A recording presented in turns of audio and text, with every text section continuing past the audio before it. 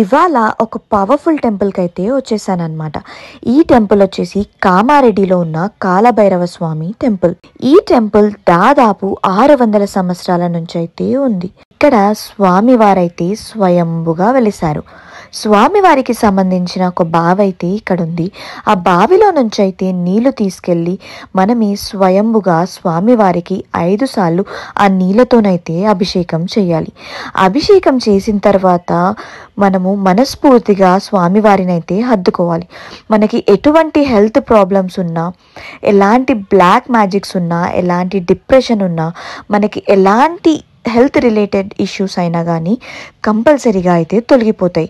అలానే ఈ బావిలో ఉన్న నీళ్లు తాగినా కూడా మనకి ఎటువంటి ప్రాబ్లమ్స్ ఉన్నా కానీ తొందరగా తొలగిపోతాయి.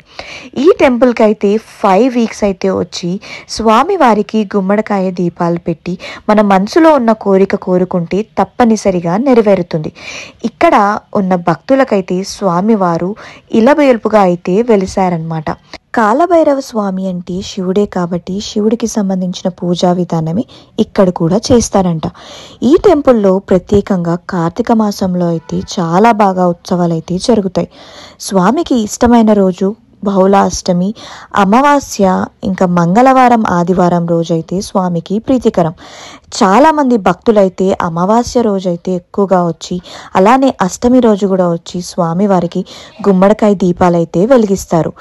అలానే 5 అమావాస్యలైనా 5 అష్టమిలైనా వచ్చి ఇక్కడ స్వామివారి ముందు గుమ్మడికాయ దీపాలు పెట్టి మీ మనసులో ఉన్న కోరిక కోరుకుంటే తప్పనిసరిగా నెరవేరుతుందని ఇక్కడ భక్తుల నమ్మకం. అలానే మీరు అందరూ కూడా వచ్చి స్వామివారిని అయితే దర్శించుకోవాలని కోరుకుంటున్నాను. జై కాలభైరవ స్వామి.